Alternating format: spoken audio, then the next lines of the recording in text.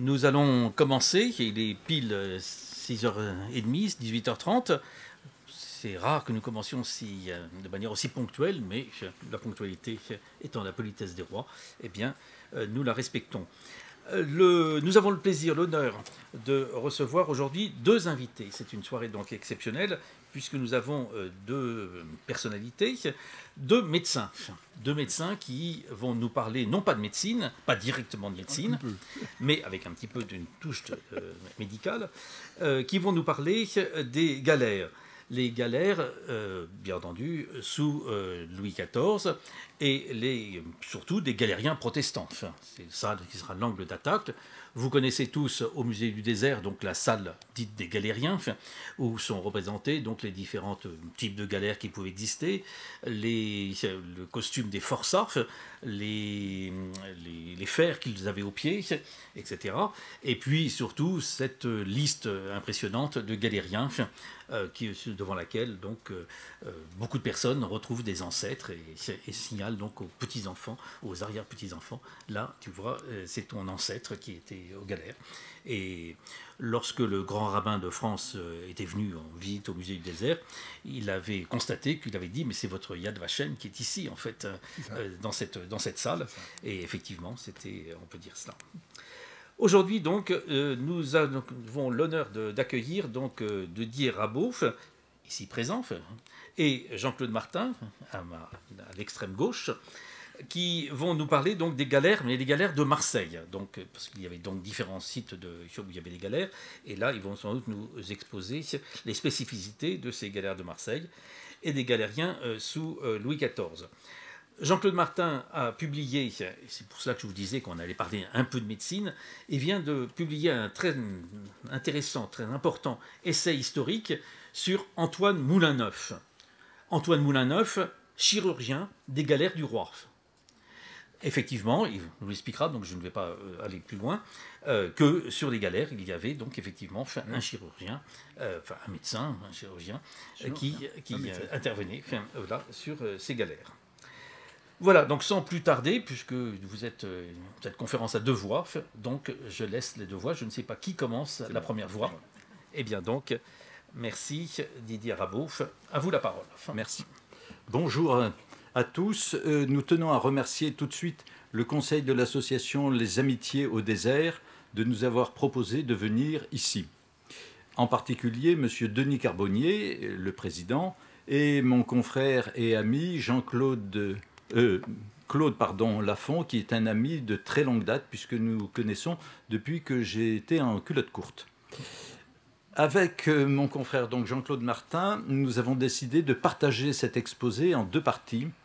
Jean-Claude donc est on vous l'a dit, un brillant écrivain, essayiste historique, et donc il fera la partie tout à fait marseillaise.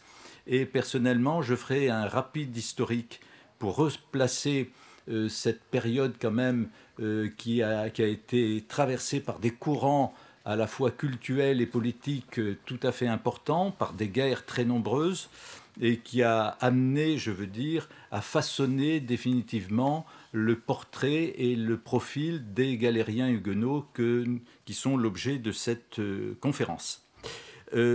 Ensuite, je vous décrirai quand même le trajet d'un protestant de Paris à Marseille, avec tout ce que cela comporte au niveau des douleurs et des brimades dont ils étaient les victimes. Donc quelques rapides dates sur l'évolution des tyrannies et des tyrans qui étaient au pouvoir. Il faut savoir que l'irruption du protestantisme en France a été marquée donc par des dates importantes. La première, 1517, c'est Luther et les 95 thèses qui ont été placardées sur l'église de Wittenberg. Ensuite, dès 1521, c'est-à-dire 4 ans après, le pouvoir royal inflige des amendes et des peines de prison, et même de la prison à perpétuité et une mort sur le bûcher pour les premiers protestants qui s'étaient déclarés en France. Donc vous voyez que la propagation a été très rapide et la réaction de l'État aussi. 1536, c'est la première édition de l'institution de la religion chrétienne de Calvin. Soyons quand même un peu franco-français, c'est important. Je vous parlais de la vitesse de propagation du protestantisme en France. 1546, c'est-à-dire 10 ans après Calvin, le Parlement de Paris, c'est-à-dire les tribunaux de Paris, ont promulgué 500 condamnations, dont 68 à mort. Donc c'était pas de la plaisanterie, je veux dire, à l'époque. Autre date, 1561. Alors 1561, je trouve que c'est une très belle date. C'est le colloque de Poissy qui a été organisé à la demande de Catherine de Médicis et de son Premier ministre, parce qu'ils trouvaient tous les deux anormal de laisser la France s'entre-déchirer sans essayer de rapprocher ces deux églises et ces deux dogmes. Ça a été un échec sur le plan de la réconciliation qui n'a pas eu lieu. Ça a été quand même important parce que ça a permis de commencer à parler officiellement du protestantisme. En 1562, mais en janvier 1562, le colloque de Poissy, c'est septembre. La reine et son Premier ministre ne désarment pas et publient à ce moment-là un édit qui est l'édit de Saint-Germain ou l'édit dit de janvier, puisque ça a été fait en janvier, qui, alors c'est très important, on en parle très très peu de cet édit, il reconnaît la liberté de conscience à tous les Français. Donc possibilité d'adhérer au catholicisme, mais possibilité d'adhérer aussi au protestantisme ou de ne pas avoir du tout de religion ou éventuellement d'être musulman. Liberté de conscience, c'est le point le plus important. Ensuite, les cultes sont autorisés uniquement dans les demeures des seigneurs et éventuellement dans une seule ville par bailliage, c'est-à-dire grosso modo par département. Donc, le protestantisme, là aussi, a indiscutablement pris une place administrative officielle, bien que limitée. Ensuite, au mois de mars de cette même année, donc 2 mois après, il y a le massacre de Vassy.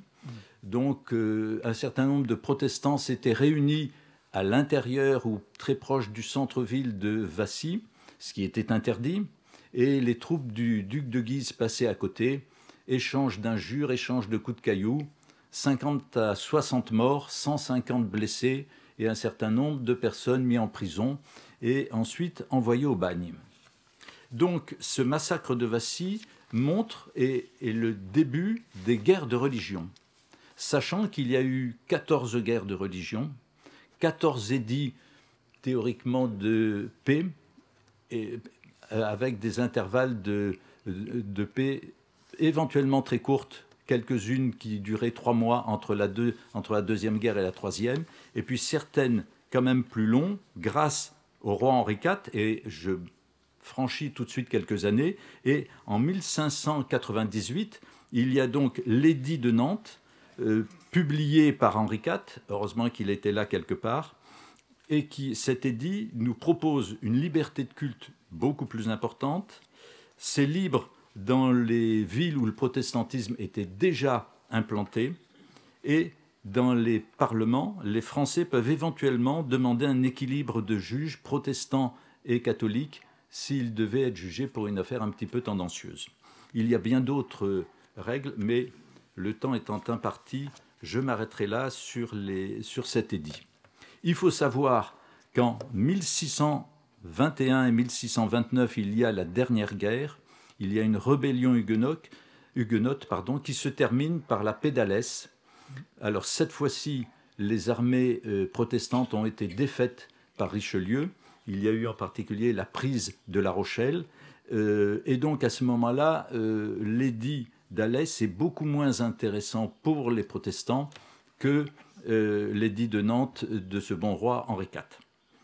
Donc nous perdons toutes les places fortes, nous perdons l'armée, mais cela met fin donc à 14 guerres de religion, soit 67 années de guerre entrecoupées donc par quelques périodes de repos. Ça ne signifie pas qu'il y a une disparition des antagonismes locaux et des différentes manœuvres pour récupérer du terrain, se faire du mal entre catholiques et protestants. Mais la position politique que pouvait avoir le parti protestant est définitivement rayé de la carte et le parti protestant ne devient plus qu'une église et n'est plus un parti politique comme il l'était au début. C'est aussi un phénomène important.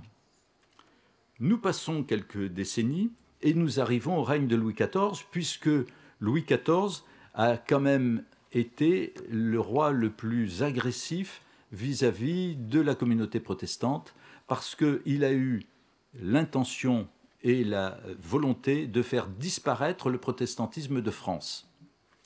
Pour cela, il avait quand même une devise, une foi, une loi, un roi, ce qui était assez clair. Et donc, pour arriver à ses fins, il avait décidé de faire disparaître les lieux de culte, les uns après les autres, donc plus de possibilité de se réunir, de faire disparaître les lieux d'enseignement du protestantisme, parce qu'il y avait un certain nombre d'institutions qui formaient et qui apprenaient la Bible et la théologie, et éventuellement de faire disparaître les protestants. Le protestantisme pouvait donc, en toute réalité, disparaître de France.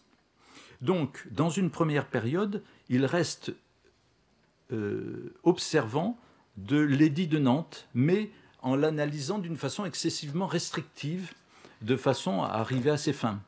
Par exemple, un temple qui ne retrouve pas les papiers, sa patente ou l'autorisation de pouvoir être construit à ce lieu, était obligatoirement détruit puisqu'il n'avait plus de papier officiel. Il ne devait pas y avoir un temple construit dans un rayon de 50 mètres d'un édifice religieux catholique. Il suffisait de construire une petite chapelle dans un rayon de 50 mètres du temple pour dire un an après, bien vous êtes construit dans un rayon de 50 mètres à l'intérieur du rayon de 50 mètres de la dite église, hop, on vous détruit. Enfin, il y avait comme ça toute une série d'interprétations de la loi qui lui a permis de faire énormément de mal, effectivement, au protestantisme.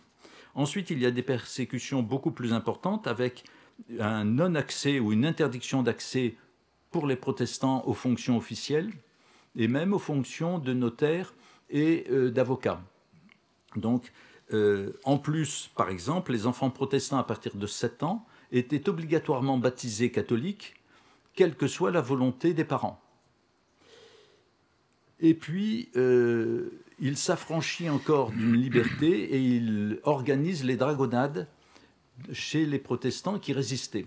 Donc c'était une situation qui était quand même terrible parce que les dragons étaient des cavaliers et donc en fonction de la taille de la maison de protestants qui résistaient, il y avait 3, 4, 5, 10, 20, si elle était grande, 30 dragons qui s'installaient et qui avaient le droit de faire ce qu'ils voulaient.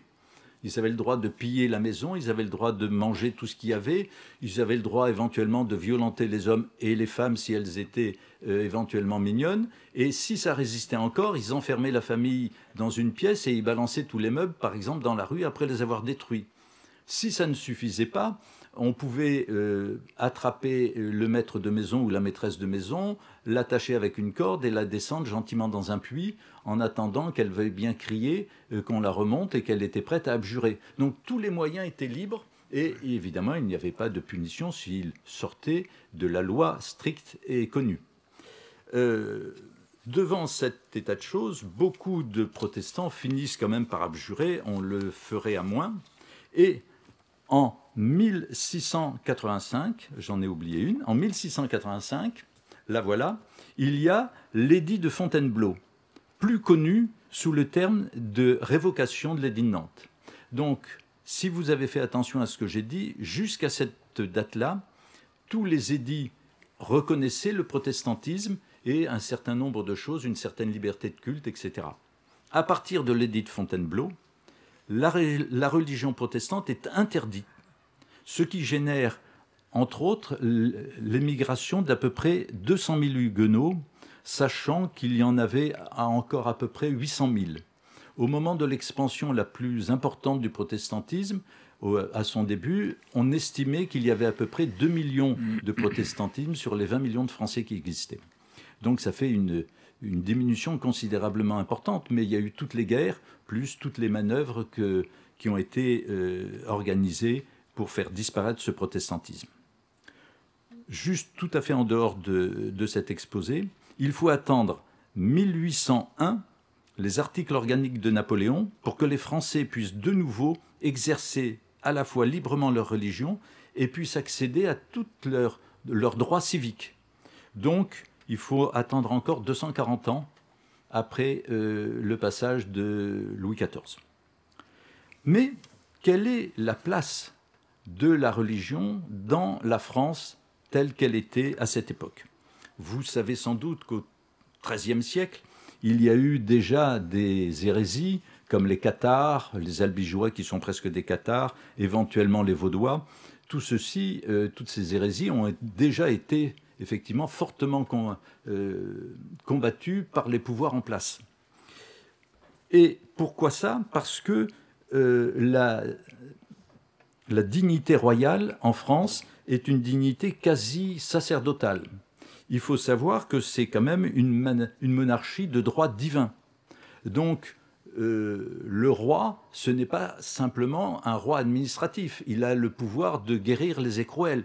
Enfin, c'est quelqu'un qui est au-dessus de la population, qui est au-dessus de tout le monde et qui a un pouvoir surnaturel. Et donc, les Français se sentaient quelque part protégés par ce roi super puissant. Et il faut savoir aussi que le roi de France était le seul roi d'Europe à porter le terme de roi très chrétien. Et il l'avait obtenu après de fortes négociations avec la papauté. Donc, on peut comprendre dans ces conditions que l'arrivée du protestantisme, qui s'implantait très bien en France, bouscule complètement les principes fondamentaux de la vie de l'État et la vie de la nation qui était en train de naître. Ce qui explique logiquement le désir de l'Église de faire disparaître le protestantisme. Elle ne supportait pas effectivement à la fois d'être critiquée et de voir son influence diminuer au fur et à mesure. En plus, le protestantisme introduit deux notions, de montrer que d'autres religions peuvent apporter une vérité, ainsi que la notion de grâce offerte à tous et le droit de lire la Bible et de l'interpréter librement, ce qui évidemment était contraire aux principes de l'Église romaine à l'époque. Et celle-ci refuse effectivement de voir ses prérogatives diminuées par une autre Église. Le roi, on peut le comprendre, pouvait s'inquiéter de voir son principal allié critiqué, diminué dans son action, ce qui était normal. Donc, que restait-il aux protestants et aux huguenots pour vivre en France? S'ils souhaitaient pouvoir vivre leur foi librement avec toute l'acceptation et pouvoir continuer de vivre, ils ne pouvaient plus le faire en France et il ne restait que l'exil pour eux, puisque, je vous rappelle, Louis XIV avait interdit le protestantisme. Donc c'était l'exil. L'exil, si vous l'aviez préparé avant, si la grande noblesse ou les nobles partaient, ils perdaient habituellement leurs titres, ils perdaient donc leurs revenus fonciers puisqu'ils perdaient les terrains qui étaient attachés à leurs titres, et il fallait qu'ils se reconstruisent ailleurs, que ce soit en Allemagne, en Suisse ou dans les Pays-Bas. Si vous étiez commerçant, vous aviez éventuellement la possibilité de vendre votre commerce ou votre artisanat avant, si c'était possible, et vous pouviez partir. Restait effectivement le fait que partir à l'étranger était interdit. Donc vous aviez tout un cheminement à faire à pied ou en bateau si vous habitiez près des côtes, en espérant ne pas être arrêté aux frontières. Et la plupart, enfin énormément de protestants, quelle que soit leur origine, ont été arrêtés aux frontières quand ils voulaient s'exiler. Donc c'était quelque chose de difficile. Ou sinon, si vous vouliez rester en France, il ne vous restait officiellement qu'abjurer. Abjurer, ce n'était pas non plus quelque chose de simple, puisque vous étiez considéré comme renégat par le reste de la communauté protestante, et pour les catholiques qui vivaient autour de vous, vous étiez un NC, un nouveau converti, donc quelqu'un auquel on pouvait difficilement faire confiance, parce que s'il avait déjà renié sa religion, dans quelle mesure ne retournerait-il pas de l'autre côté? C'est arrivé. Il y a eu effectivement des nouveaux convertis qui continuaient de lire la Bible et d'aider d'autres protestants, et quand ça s'est su, évidemment, ça n'a pas plu au pouvoir. Donc, il faut savoir en plus que la délation était monnaie courante, quels que soient les camps dans lesquels on était. Par exemple, non, on en parlera après.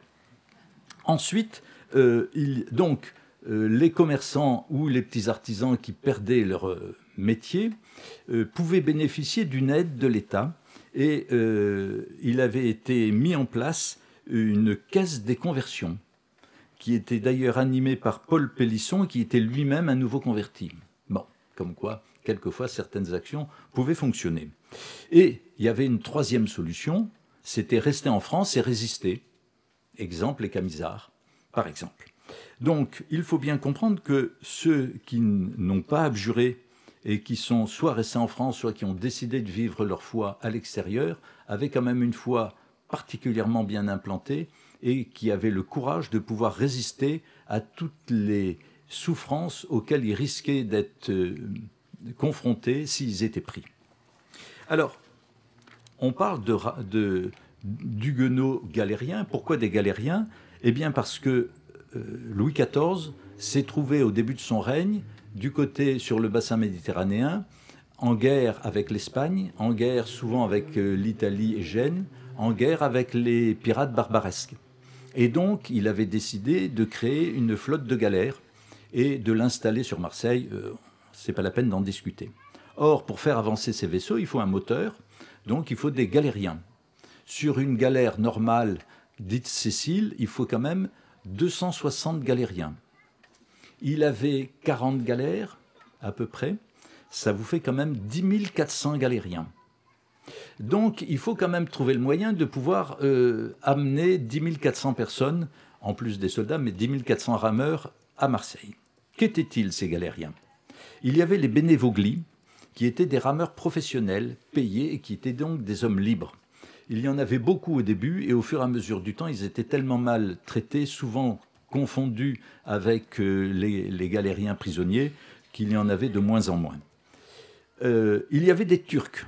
Alors, ce n'étaient pas que des Turcs, c'était des esclaves achetés sur les marchés d'esclaves, par exemple, à Malte, et qui venaient de tout le pourtour méditerranéen.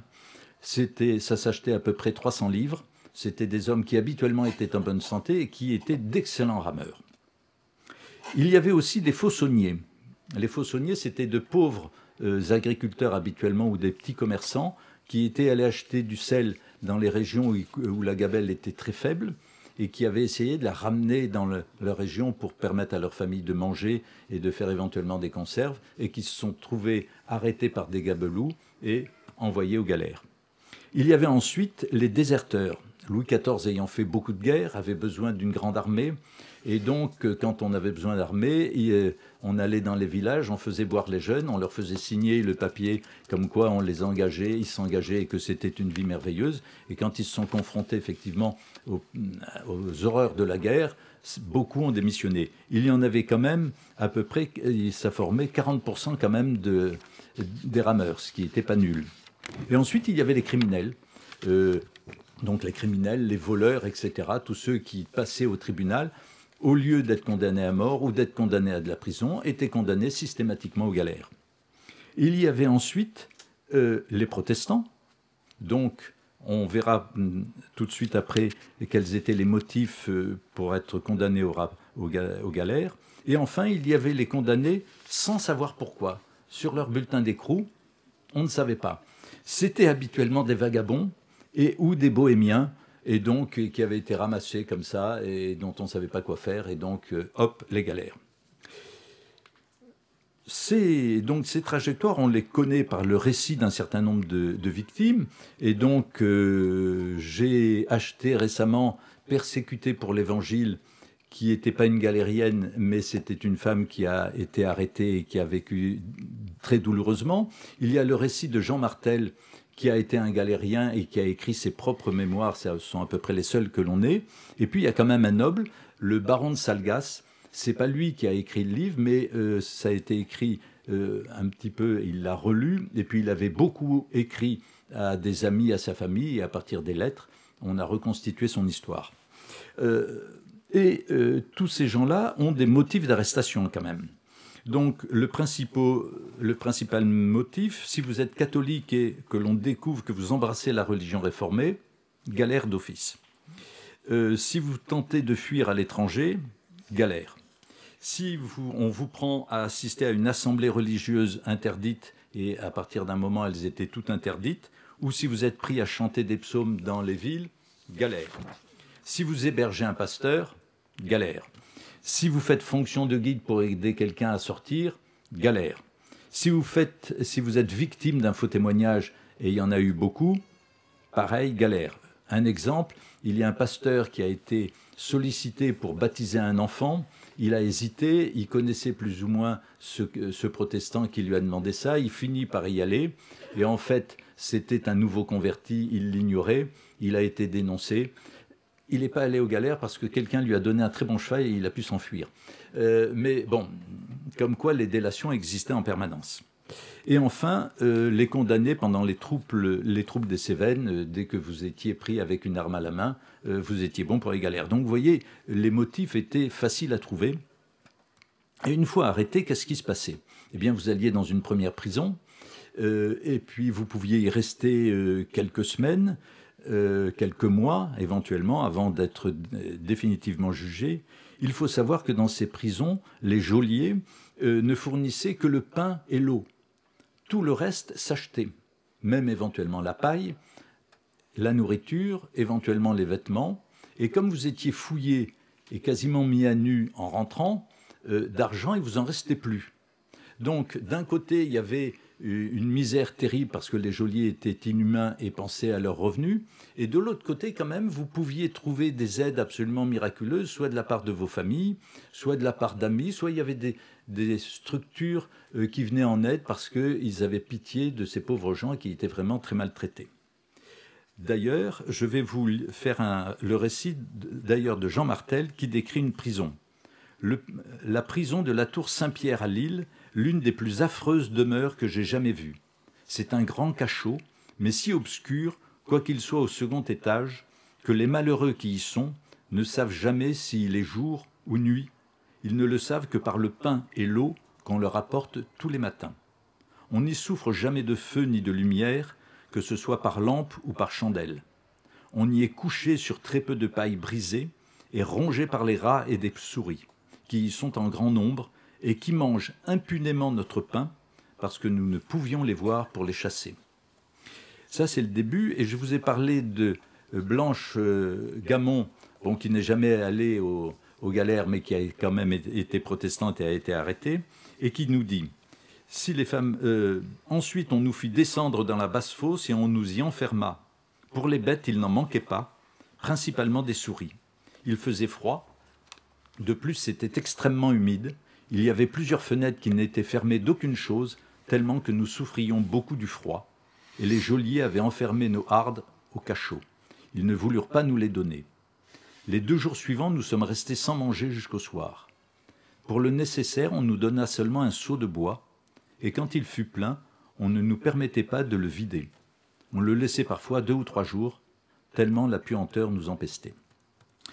Mais en plus de ces conditions, j'allais dire hôtelières, qui étaient particulièrement exécrables, en plus, ils étaient constamment tracassés par les pères jésuites qui arrivaient systématiquement et qui tentaient par tous les moyens de les convaincre d'abjurer pour retrouver éventuellement leur liberté. Donc là aussi, c'est un dialogue entre Blanche Gamon et un père jésuite qui commence. « Croyez-moi, et changez de religion, vous sortirez de cette basse fosse. » Et elle lui répond « Nous ne changerons point, et nous espérons en sortir sans cela, car Dieu ne manquera pas de nous en délivrer et de nous faire sortir de cette basse fosse sans que nous changions. Quant aux moyens, ils nous sont inconnus, Dieu seul le sait. » Et cette espérance et cette confiance que les protestants pouvaient avoir, on la retrouve dans tous les écrits que l'on peut lire, que ce soit chez les hommes, chez les femmes, ou dans les lettres, effectivement, qu'ils adressaient à leur famille. Après, ils passaient enfin au tribunal. Ils avaient de nouveau des invitations à abjurer.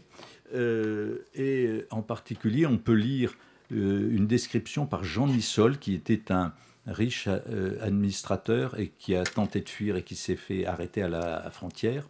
« Nous attendions d'un jour à l'autre que la chaîne passât pour nous conduire à Marseille aux galères. Cependant, on nous garda longtemps et tous les jours, nous avions à soutenir les attaques d'une foule de prêtres, de jésuites ou de missionnaires. » Puis il parle de ses compagnons qui étaient enfermés avec lui. « Tous me parurent pleins de zèle, et il n'y en eut aucun qui ne s'estima fort heureux de ce que Dieu l'appelait à souffrir pour son nom. Alors ça aussi, c'est un thème que l'on retrouve systématiquement. Ils arrivaient à supporter leur souffrance parce qu'ils estimaient que ça les rapprochait de Dieu ou que ça leur permettait de ressembler un peu au Christ qui avait souffert pour nous. Pour ça, il faut savoir qu'il y avait 3 chaînes principales pour les amener quand même à Marseille. La chaîne de Paris, la chaîne de Bretagne et la chaîne de Guyenne. Donc nous allons prendre la plus longue, c'est la chaîne de Paris. Quand vous aviez eu votre condamnation, vous arriviez à Paris à la prison de la Tournelle, qui était réputée pour des conditions terribles. Les détenus étaient enchaînés par le cou avec une chaîne qui était courte et au pied d'une grosse poutre qui faisait plus de 40 cm de haut. Et ça ne permettait ni de s'allonger, ni de s'asseoir sur la poutre, ni de se tenir debout, évidemment. Donc ils vivaient à moitié accroupis, comme ça, plusieurs semaines et éventuellement plusieurs mois. Pour le trajet de Paris à Marseille, il fallait compter à peu près 1 mois. Ils étaient tous enchaînés les uns aux autres, d'où le nom de la chaîne. Elle était dirigée par un capitaine, aidé par des archers ou des gardes. Il était à cette époque rétribué 20 louis par forçat livré vivant à Marseille. Donc tout ce qu'il pouvait économiser sur le dos des prisonniers rentrait dans sa poche. Donc évidemment, il lésinait surtout de façon à avoir le plus d'argent possible. Ils étaient donc mal et très peu nourris, jamais chauffés en hiver, couchés dans les étables au mieux ou sur les talus des chemins quand ils n'avaient pas eu le temps d'arriver jusqu'à une étable. On va prendre l'exemple d'une chaîne qui est partie en décembre. À 9 h du matin, les futurs galériens étaient descendus dans la cour, enchaînés 2 à 2 par le cou, avec une chaîne d'environ 90 cm, munie d'un anneau à son milieu. Dans cet anneau, on faisait courir une deuxième chaîne qui allait du premier couple au dernier couple. On rajoutait par sécurité un anneau supplémentaire à la cheville. Le poids total des fers par galérien variait entre 15 et 25 kilos. Le procureur général confiait alors ces hommes au capitaine de la chaîne et aux gardes. Officiellement, il y avait une limite d'âge pour ne pas lier les enfants et les hommes de plus de 65 ans, chose qui a été rarement respectée évidemment. Après un long appel avec lecture de la condamnation, la chaîne part et arrive à Charenton. Elle couche dans les écuries, c'est Martel qui raconte ça. Nous allâmes dans la cour, et sur les 9 h du soir, par une nuit claire et une jolie brise, nous allâmes dans la cour. On nous fit mettre nus comme vers et déposer nos hardes à nos pieds. La chaîne est déplacée à l'autre bout de la cour et doit rester debout, pour donner le temps aux archers de fouiller les vêtements et de prendre tout ce qui paraît monnayable, l'argent, les bijoux, les mouchoirs, le linge encore beau, les tabatières, les ciseaux. 2 heures après, gelés, enraidis au point de ne plus pouvoir marcher pour certains, sous les coups de nerfs de bœuf, nous devons revenir devant nos habits. Pour ceux qui ne pouvaient plus marcher, même avec les coups de bâton, les archers les tirèrent par le col. Je vous rappelle qu'ils avaient une chaîne et un anneau autour du cou, donc c'était par la chaîne qu'ils les tiraient. Ruisselant de sang. Ce soir-là et durant la nuit, il en mourut 18. On nous a distribué un morceau de pain, un morceau de fromage et du mauvais vin. Puis, dit Martel, j'ai réussi à me recouvrir de fumier, c'est cela qui m'a réchauffé et sauvé, avec l'aide de Dieu, rajoute-t-il. Donc toujours cette foi importante en Dieu. Et cette cruauté fut répétée 2 autres fois durant le périple. Ce n'est pas la seule chaîne de Martel qui a subi cette séance de mise à nu. C'était systématique pour toutes les chaînes, c'était comme ça. La chaîne était toujours très mal accueillie, en plus dans les villages traversés, car les habitants redoutaient d'éventuelles exactions des futurs forçats et savaient que de toute façon le capitaine grattait sur tout. De plus, les criminels et les soldats déserteurs juraient comme des charretiers en permanence, insultaient les geôliers, insultaient les autres détenus dès qu'il y avait quelque chose qui ne marchait pas, insultaient éventuellement les habitants si ceux-ci ne faisaient pas ce qu'ils demandaient. On reprend un récit de Jean Nissol sur les étapes qui étaient de l'ordre de 20 km par jour, quel que soit le temps. Quelques jours après, nous fûmes si fatigués que nous ne pouvions mettre un pied devant l'autre. De Châlons, on nous embarquâmes sur la Saône jusqu'à Lyon, et de Lyon jusqu'en Avignon sur le Rhône. De là, nous continuèrent à pied jusqu'à Marseille. 54 moururent en route, soit 15% de la chaîne, sur les 368 forçats du départ. nous fûmes conduits directement au port. Dans l'arsenal, nous fûmes dépouillés de nos habits, et nous avons revêtu l'habit d'infamie, mais je rends la parole à mon ami Jean-Claude. À toi. Eh bien, merci Didier pour ce brillant exposé historique qui nous a bien replacé notre condition, enfin la condition des protestants au cours des siècles et les conséquences sous Louis XIV. Alors, je vais vous parler des galères, mais des galères de Marseille, parce qu'en fait, seule Marseille avait un arsenal digne de ce nom en France, construit après la prise de vive force de la ville en 1861, et on y construisait en moyenne 3 galères par mois. Le port de Marseille comportait, à la belle époque, c'est-à-dire en 1690, environ 40 galères, comme Didier l'a dit, ce qui représentait un nombre de galériens considérable, entre 10 et 12 000 personnes. Plus tout le personnel, on va dire qu'une personne sur 5 à Marseille vivait de l'arsenal. Voilà. C'est la seule ville où il y a eu une telle population carcérale et un tel engouement pour les galères, parce qu'on en avait besoin en Méditerranée. Voilà. Rochefort en a construit quelques-unes pour ce qu'on appelait l'escadre du Ponant. On en a réparé à Brest, à Lorient et à Saint-Malo, mais ils n'en construisaient pas vraiment. Et le seul port qui en a eu beaucoup, enfin quelques-unes, c'était Dunkerque. Marseille, d'ailleurs, a été détenu à Dunkerque. Voilà. Alors, je vous parle de Marseille, et spécialement des galères, mais sans trop détailler parce que le temps nous est imparti. Et puis, vous avez ici une exposition qui est somptueuse sur toutes les galères, avec des maquettes, avec toutes les mesures, donc je ne vais pas le détailler plus. Si vous avez des questions, bien sûr, on vous y répondra. Voilà. Alors, on a quitté notre pauvre galérien, pantelant et échevelé livide, à la sortie de la Chaîne, qui était une épreuve terrible, qui les mettait bien dans le bain quand ils arrivaient, quoi. Il y avait une perte d'à peu près 15% de morts et au moins autant d'estropiés. Voilà. Alors, le capitaine de Chaîne était quand même regardant là-dessus parce qu'il était payé que si le galérien était opérationnel. Donc, il avait fait supprimer les mèches de fer pour taper les galériens par des cordes de chanvre enduites de goudron. C'était mieux quand même. Voilà, etc. Alors, ils arrivent à Marseille et effectivement, ils sont exposés, ils sont triés dès l'arrivée, non pas pour les affecter à une galère, mais pour voir dans quel état ils sont. Alors, les médecins et les chirurgiens de l'Arsenal, il y avait un très gros hôpital dans l'Arsenal de Marseille, qui est antérieur à l'Arsenal d'ailleurs, et qui permettait de trier ces gens entre les invalides complets, définitifs, les estropiés ou les malades qu'il fallait soigner, et puis ceux qui étaient valides. Alors, les estropiés qui ne pourraient pas ramer de toute façon, on les mettait soit sur une vieille galère de rebut qui était un ponton, en fait, sur lequel on parquait les gens, qui s'appelait la Vieille Réale, et qui était une galère dépotoir, un mouroir flottant. Ceux qui étaient malades ou blessés, on les envoyait à l'hôpital.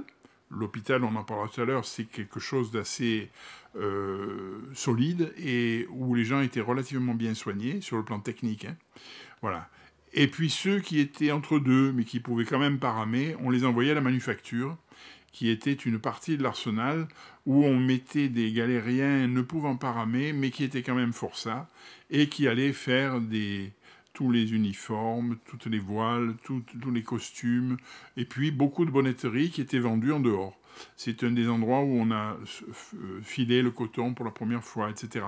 Donc c'était très important. Et les conditions de vie des détenus à la manufacture étaient les mêmes que celles des galères. Sauf qu'ils n'étaient pas aux 80, ils étaient exposés au même séquestre. Alors, les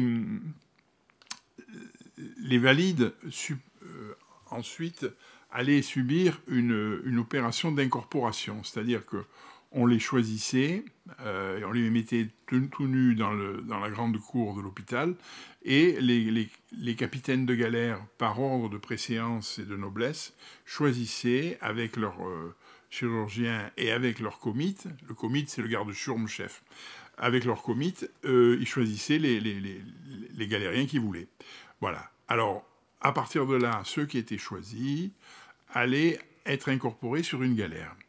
Alors, on les affublait d'un numéro matricule qui allait les suivre toute leur vie de galériens et qui était répertorié avec un espèce de descriptif du galérien, la taille, les cheveux, la couleur des yeux, voilà, etc.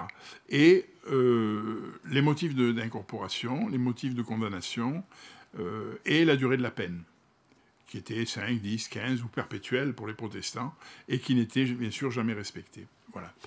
Alors, ils subissaient ensuite ce qu'on appelle la flétrissure, en particulier pour les nobles.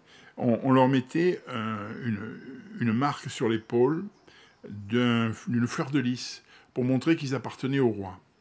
Ils n'étaient plus eux-mêmes un être humain, ils n'avaient plus d'existence réelle, leur nom était conservé, mais ils avaient surtout un numéro matricule, un peu comme dans les camps de concentration pendant la dernière guerre, et cette flétrissure était des fois accompagnée de leur peine, c'est-à-dire GP, galère perpétuelle. Voilà. On leur tondait le crâne, bien sûr. À part les Turcs qui gardaient un toupet de poils derrière. Et puis on les habillait avec des costumes spéciaux, c'est-à-dire un bonnet rouge pour les repérer dans la rue s'ils s'évadaient, une veste rouge, la casaque rouge, pour les voir aussi, une grosse chemise de bourrasse à même la peau, et puis un pantalon fendu pour laisser passer les chaînes. Voilà, et ils n'avaient pas de chaussures, puisqu'ils n'avaient pas marché, puisqu'ils étaient assis sur leur banc. Voilà. Une fois qu'ils étaient dans cet état, on les mettait, on les faisait rentrer sur une galère. Alors là, ils découvraient ce bâtiment qu'ils ne connaissaient pas du tout. Ils venaient de leur campagne cévenole, ils arrivaient dans un immense arsenal, dans une ville inconnue, plus ou moins estropiée, et ils découvraient une galère. Alors, je ne vais pas vous la décrire complètement, puisque vous avez ici une salle qui est consacrée à ça, qui est magnifique. Bon, en fait, ils étaient devant un bateau très long, assez étroit, 50 mètres de long, 9 mètres de large. L'intérieur du bateau, enfin le pont du bateau, c'était la seule partie qu'ils connaissaient. Il y avait 26 rangs de bancs d'un côté, 25 rangs de bancs de l'autre, et sur chaque banc, il y avait 5 rameurs. Voilà, 5 rameurs qui tiraient une rame. Une rame qui fait, il y en a une ici, en grandeur réelle, elle fait 13 mètres de long, 130 kilos. Elle est lestée par des poids de plomb à l'intérieur pour qu'elle soit en équilibre sur le plat-bord. Et il y a une grande pale qui va toucher la mer. Voilà. Des poignées pour l'attraper. Voilà, ça c'est la rame. À l'avant de la galère, il y a un petit fortin qu'on appelle la rambade, qui sert pour les opérations militaires où les soldats se mettent à l'abri et tirent sur les bateaux ennemis. Et à l'arrière, il y a le carrosse avec l'appartement des officiers. C'est simplement une pièce recouverte d'un dais et cloisonnée par des cloisons mobiles pour la nuit pour les officiers. Seul le capitaine a une toute petite cabine sous le pont. Voilà. Alors, cette galère est mue par des galériens qui tirent les rames, mais elle est surtout mue par des voiles et des mâts énormes. Il y a 2 mâts, le trinquet et le grand mât, 23 mètres et 17 mètres, et des voiles énormes avec une antenne qui fait 40 mètres. Voilà. Et donc, il y a une surface de voilure colossale. Et ça sert pour les petits temps. Une galère ne peut sortir que par petits temps, c'est-à-dire en dessous de 5, Beaufort. Elle ne navigue pas l'hiver, elle ne navigue que l'été, de avril à septembre. Le reste du temps, elle est tirée à terre, réparée, radoubée, et les galériens sont maintenus à bord, attachés toujours, mais ils ne rament plus. Voilà. La galère, il faut savoir que c'est quelque chose de énormément peuplé. On vous a dit tout à l'heure qu'il y avait à peu près 260 galériens par galère, à condition que les bancs soient tous remplis, ce qui n'était pas toujours le cas, parce qu'il y avait des invalides qu'on n'avait pas remplacés, etc. Alors, entre 250 et 260, voilà. Et il y avait du personnel officier, il y avait un capitaine, il y avait un sous-lieutenant, un lieutenant, et l'appareil de surveillance, c'est-à-dire le comite, qu'on avait le garde-churme chef, et puis les soldats. Voilà, il y avait 90 soldats et puis des marins. Bon, ça fait 400 personnes sur une galère pour 400 mètres carrés. Donc vous voyez que chacun a 1 mètre carré, soit à peu près comme vous là, mais en plus ils sont attachés et ils ne changent jamais de place. Leurs besoins, ils les font sous le banc. La galère, ils sont inamovibles. On en verra tout à l'heure pourquoi. Bon, alors je ne reviens pas sur les catégories de forçats. Didier les a parfaitement décrits, hein, les déserteurs, qui étaient les plus importants, les fauçonniers, les droits communs, qui étaient tous les gibiers de potence, qui avaient échappé à la potence parce qu'on avait besoin de rameurs. Voilà.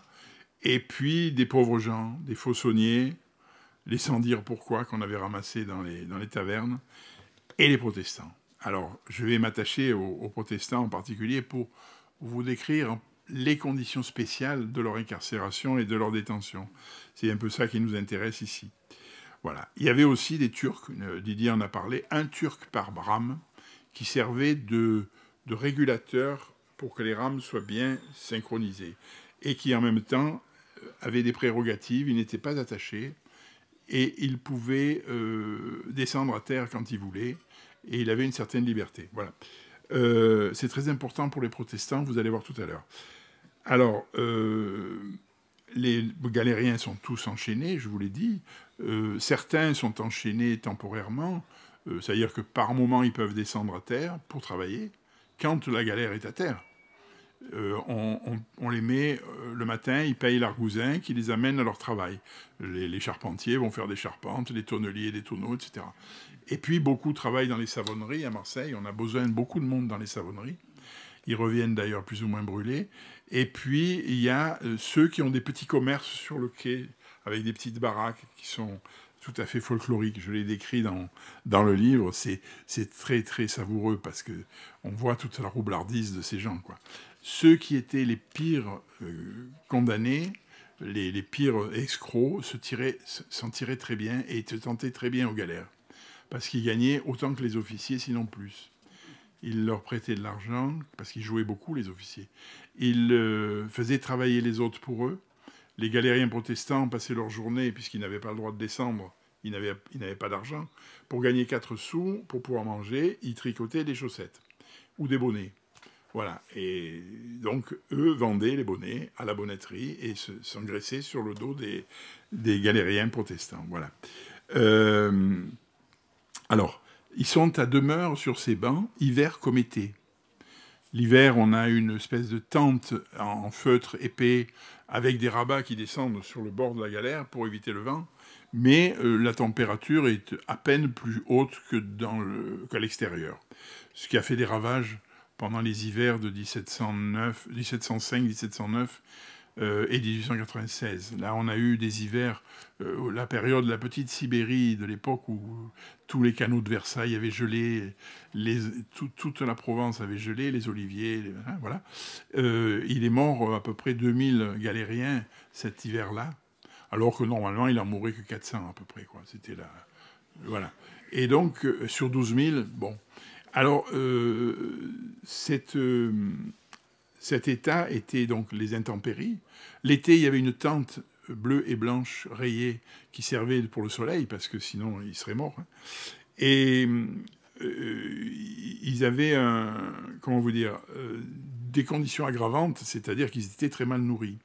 Comme Didier disait pour les prisons, celui qui n'avait pas d'argent n'avait que le pain et la soupe de fèves infecte ou de pois pourris, et ils n'avaient que ça à manger. Donc il fallait qu'ils cantinent, comme on dit en prison, c'est-à-dire qu'ils achètent un bout de lard, qu'ils achètent, je parle pas de fruits, hein, mais enfin, quelque chose de peu différent, ou un morceau de pain de plus. Bon, le vin était fourni, moyennant finance, et obligatoire. Il fallait absolument qu'ils consomment du vin parce que c'est le comite qui le vendait. Un vin épouvantable, coupé d'eau, enfin bref. Et voilà. Donc ça, c'était les conditions qui amenaient les galériens, en particulier les protestants, qui ne pouvaient pas cantiner, parce qu'ils ne sortaient jamais, ils ne travaillaient pas à l'extérieur. Ça les amenait à un état de cachexie, ils perdaient leurs dents, ils étaient épuisés, et en plus, il fallait qu'ils rament. Voilà, donc l'ordinaire était extrêmement réduit et très délétère. Alors, quand on était dehors, c'est-à-dire en mer, susceptibles de combattre et de ramer fort, on leur donnait un peu plus. Mais c'était jamais des nourritures normales. Voilà. Hein, voilà. L'hiver, ils avaient moins parce qu'ils ramaient pas. Voilà. Alors, les sévices étaient permanents. Les punitions pleuvaient, la galère était parcourue par un grand couloir en hauteur, et les argousins passaient avec ces fameuses cordes et tapaient sur les galériens pour rien. Comme ça, par jeu. Bon, et puis, voilà. Donc, les conditions, les sévices corporels étaient épouvantables. Les sévices entre galériens étaient aussi fréquents. Il y avait des règlements de compte, il y avait d'énormes moqueries, et les protestants ont beaucoup souffert de cette promiscuité. Je vais en parler un petit peu après. Voilà. Et puis, ils avaient quand même l'obligation de ramer. C'est-à-dire que quand ils sont arrivés, la première des choses qu'on a fait, on leur a appris à ramer. Il y avait une galère école qu'on appelait enfin, c'était une galère plus ou moins rapetassée qui servait que dans le port ou aller au château d'If, c'est tout, pour montrer comment on ramait, quoi. Voilà. Voilà. Et puis, ces conditions de rame étaient assez épouvantables, quoi. Quand on les faisait ramer normalement, ils avaient cette rame de 130 kg, il fallait qu'ils la poussent en avant. Les galériens regardaient l'arrière du bateau. Hein. Ils poussaient la rame en avant, donc elle allait vers l'avant du bateau. À ce moment-là, ils se relevaient, la rame touchait l'eau, et là, ils se jetaient en arrière sur leur banc et tiraient de tout leur poids sur la rame.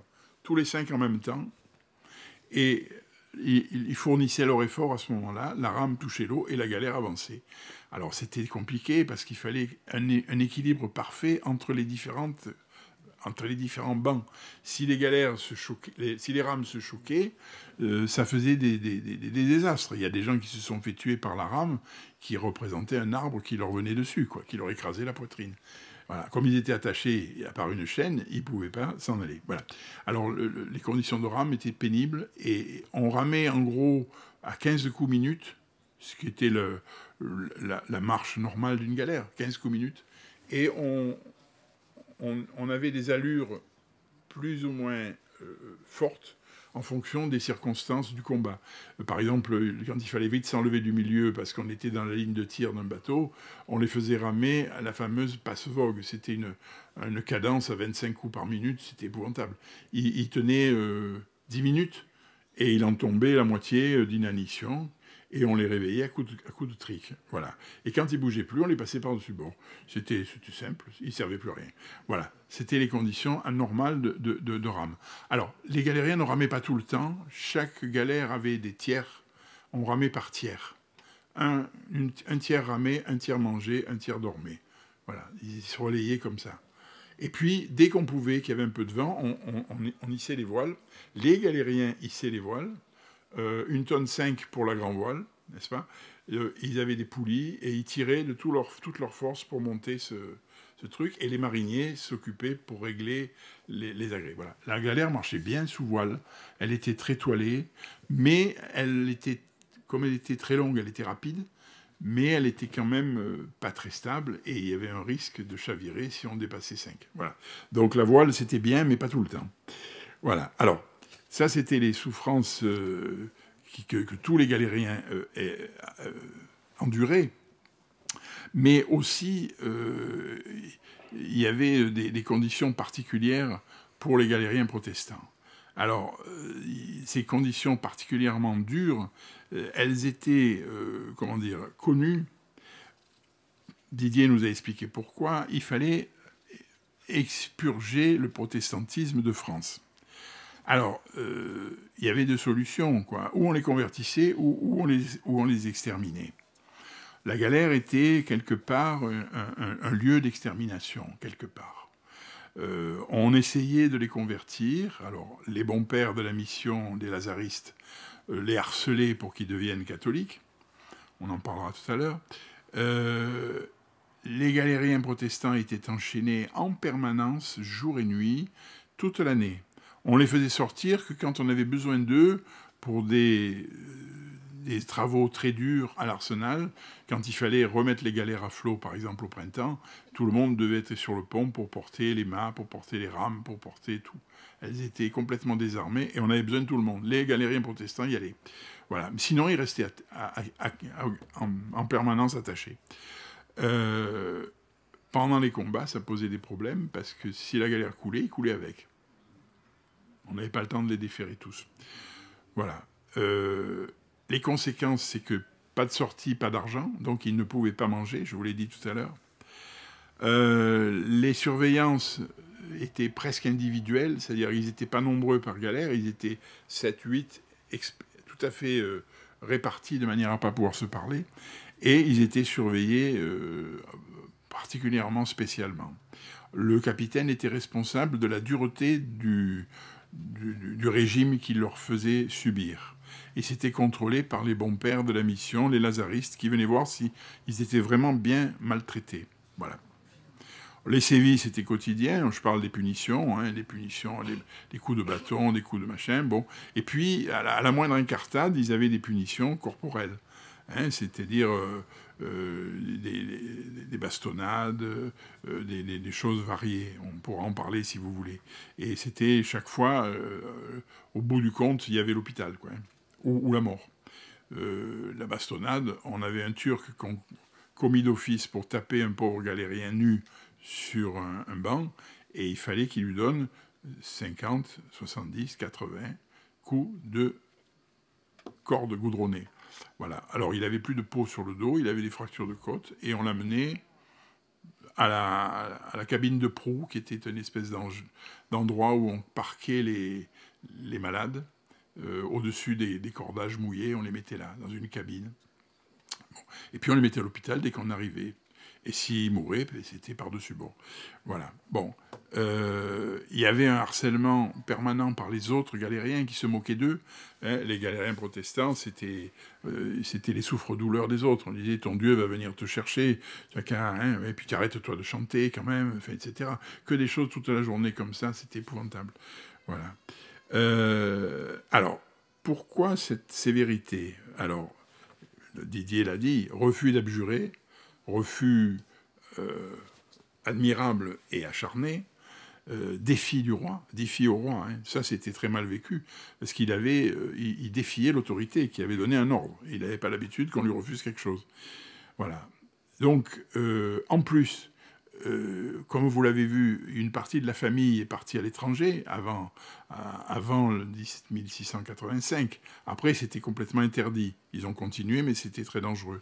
Il y a à peu près 200 000 personnes qui ont quitté la France à cette époque-là, donc des gens souvent très intéressants pour nous, des petits commerçants, des petits industriels, des ingénieurs, des savants, qui ont enrichi les pays limitrophes, hein, la Suisse, l'Allemagne, la Hollande, l'Angleterre. Voilà.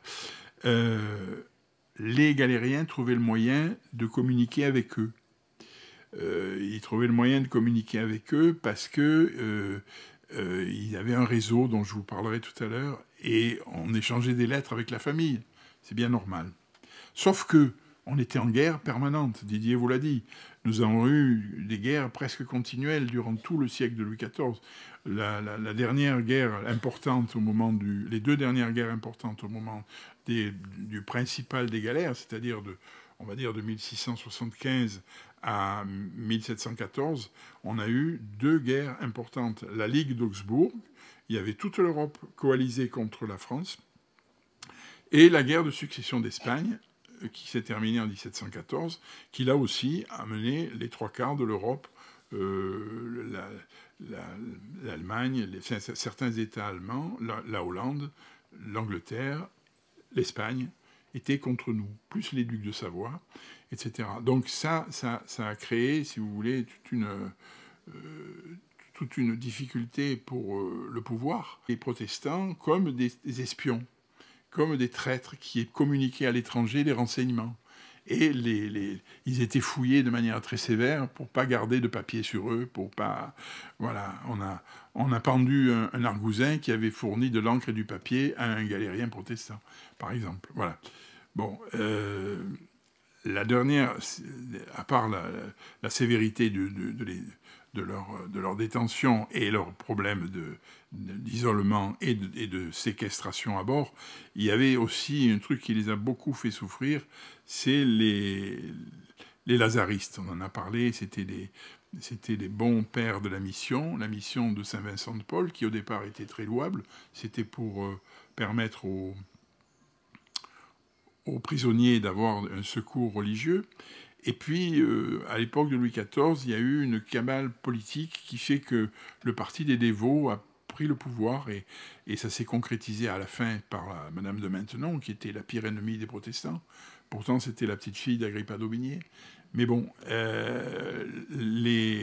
si vous voulez, les lazaristes sont devenus des commissaires politiques qui surveillaient les galériens protestants, qui voulaient les faire abjurer, et qui surveillaient les capitaines de galère et les officiers pour voir s'ils étaient suffisamment durs.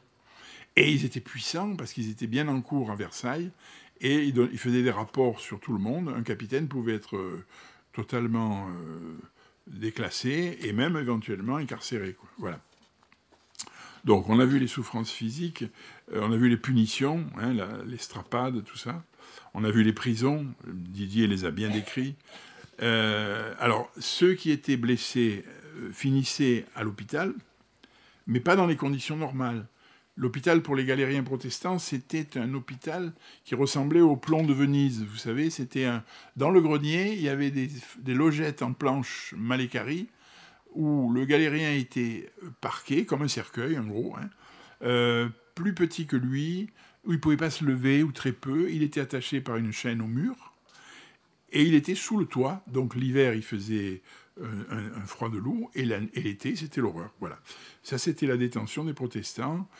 Ils n'avaient pas droit aux salles communes où les autres étaient relativement à l'aise, entre guillemets, ils étaient 3 par lit quand même. Mais enfin c'était plus tolérable. Voilà. Et ils devaient subir la messe 2 fois par jour, la présence continuelle des lazaristes, etc. Voilà. La nourriture était un peu meilleure. Louis XIV soignait les malades pour pouvoir les récupérer pour ramer. Voilà, bon. Ceux qui résistaient à ça, on les mettait en prison. Ceux qui étaient opiniâtres, comme on disait, qui avaient insulté les officiers, qui avaient insulté les pères de la mission, parce que les pères de la mission leur faisaient le catéchisme. Ils leur apprenaient la Bible, pour qu'ils deviennent de bons catholiques. Sauf que les autres, ils connaissaient la Bible par cœur, ils avaient appris à lire dedans, et ils les ridiculisaient devant tout le monde, en leur disant « Mais enfin, vous n'avez rien compris, ce passage ne veut pas dire ça ». Et ils disaient ça de manière très... Voilà. Et donc, ils recevaient des grêles de coups, ils étaient punis, et dès qu'ils l'avaient fait trop souvent, on les considérait comme opiniâtres, et on les mettait en prison.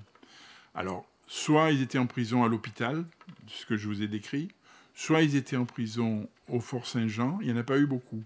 Il y a eu Isaac Lefebvre, surtout, dont on voit encore le cachot tombeau qui est sous terre, sous le niveau de la mer.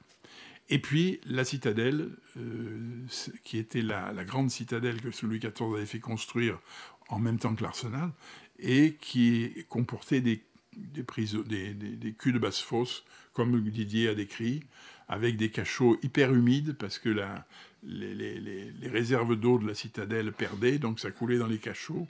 Ils avaient les vêtements qui pourrissaient sur eux.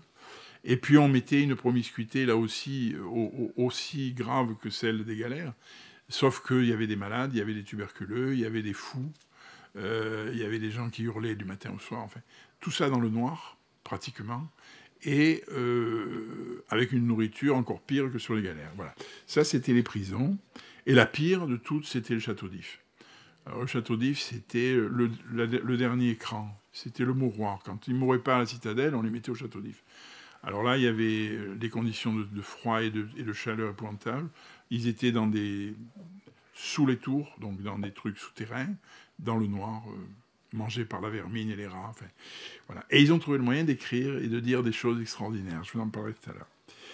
Voilà. Alors, les souffrances morales, je vous les ai décrites. Il y a le choc à l'arrivée, quand ils voient ça, et la chaîne et l'arsenal. Mais où on est tombé, quoi. Puis en plus, la façon dont ils sont traités. L'isolement total. Ils étaient coupés des leurs, puisqu'ils ne pouvaient pas écrire, ou très peu. Ils étaient coupés de leurs congénères, puisqu'ils étaient isolés. Voilà. Ils étaient considérés comme espions et surveillés. Voilà. Ils étaient harcelés par les lazaristes, ce qui était pour eux comme des nuées de moustiques, quoi. Et une de leurs craintes, c'était de fléchir. J'ai vu des textes où ils prient le ciel de ne pas renoncer, de ne pas abjurer. Voilà, ça c'était une de leurs peurs. Et il y a des textes fantastiques. Voilà. Alors, ces galériens protestants nous ont laissé des écrits et témoignant d'une foi extraordinaire. Alors, il y a eu deux catégories de galériens protestants avec l'histoire. Didier nous en a parlé.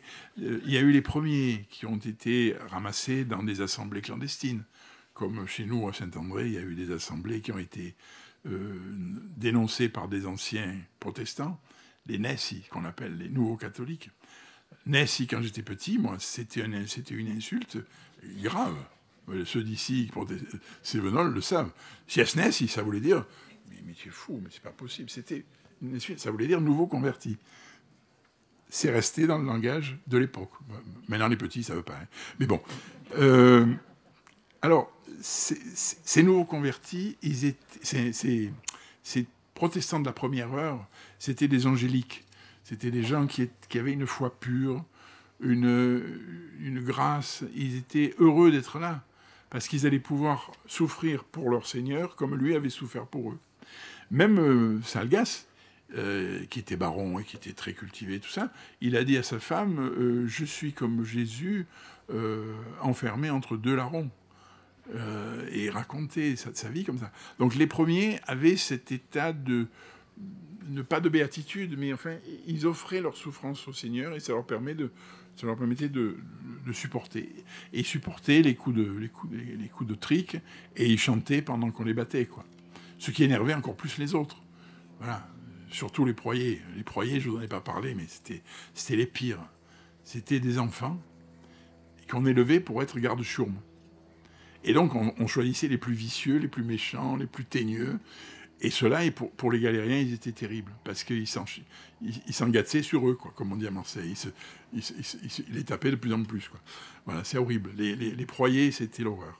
Ils n'étaient pas très nombreux, mais bon, ils ont fait de bons garde-chourmes après. Ils tapaient bien, quoi. Voilà. Donc, les protestants étaient soumis à ça. Et les deuxièmes qu'on a vu arriver... Ça, c'était à partir de 1704, quand on a assassiné l'abbé Duquesla, ici, on a eu des gens qui ont pris le maquis et qui sont devenus on va dire des fédayines, quoi. Ils sont devenus des soldats, les soldats de l'Éternel. Très bien organisés, très bien entourés, avec des officiers qui, en général, étaient des anciens soldats du roi. Et ils ont gagné pas mal de batailles rangées avec les armées du roi, et ils ont été plus ou moins, quand ils étaient arrêtés, les rares qui survivaient, la plupart étaient tués sur place, mais ceux qui survivaient avaient immédiatement les galères perpétuelles. Donc on a vu arriver à Marseille, à ce moment-là, des galériens qui étaient des soldats, qui étaient résistants, qui étaient solides, et qui ne se laissaient pas faire. Donc ils ont été punis particulièrement. Certains même ont été tués sur place parce qu'ils avaient poignardé un argousin. Voilà. Et d'autres ont fini à la citadelle. Enfin, voilà. Donc, si vous voulez, les deuxièmes étaient beaucoup plus combatifs, on va dire. Alors, cette fois, chevillée au corps, on a des écrits qui sont absolument fantastiques, que je vous engage à lire, parce qu'il y a une hauteur de vue, il y a une spiritualité extraordinaire. Nous avons la chance au Musée du Désert d'avoir des livres édités par le musée et écrits parfois par Gaston Tournier, celui qui a écrit les galériens protestants, 2 livres essentiels, 2 volumes essentiels que je vous recommande. Il y a tout. Il y a tous les noms, il y a tout ce qu'ils ont fait, il y a tout ce qui est très très bien écrit. Il y a les souffrances de Élie No, qui est un livre d'un protestant qui était de La Rochelle, comme mon héros Moulin-Neuf, et qui a été, on va dire, il a fui le protestantisme. Comme il était marin à La Rochelle, il n'est jamais rentré. Il est parti en Amérique, il est devenu anglais, il s'est fait naturaliser anglais, et il s'est fait raisonner par un corsaire malouin qui l'a emmené à Rennes, et il est venu ramer à Marseille. Voilà. Et alors il raconte sa vie, c'est très intéressant, avec une foi là aussi extraordinaire. Il a été libéré par la reine d'Angleterre parce qu'il était anglais, et il est allé à New York, et il a fondé une association qui aidait les anciens esclaves noirs. Et ça a perduré bien après lui. Voilà.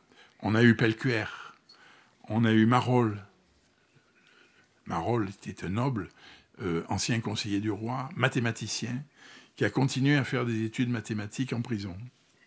On a eu le baron de Salgas, de chez nous. Hein, il est de Rousse. On en parlait avec monsieur, mon éditeur, puisqu'il est à côté. Et il y a eu Marteil, qui était prisonnier à Dunkerque, et qui a été transmis à Marseille. Bon. Ces gens-là nous ont laissé des écrits extraordinaires, et on a un livre sur chacun, pratiquement. Presque, voilà. Et je rêve de faire un livre qui regroupe leurs écrits, parce qu'il y a des choses qu'il faut entendre, et on a un devoir de mémoire pour eux. Quand on les étudie de près, il faut quelque chose qui recentre ça. On en parlera, hein. Je regarde mon éditeur, il est d'accord. Bon. Donc voilà, ces gens-là nous ont laissé des écrits. Ils étaient édifiants. Il y a une parole de l'évêque de Marseille, l'archevêque de Marseille, j'ai fini, Monseigneur de Belzunce. Tu as dépassé les 10 minutes, toi, hein. Bon. Monseigneur de Belzunce a visité un Pelcuer sur son lit de mort, on va dire. Il était dans un cul de basse-fosse, il mourait. Et il lui a dit « Monsieur, je ne sais si votre religion est la bonne, mais si elle l'est, vous êtes un saint. » Venant d'un archevêque, c'était pas mal. Voilà. Surtout quand cet archevêque était un ancien protestant.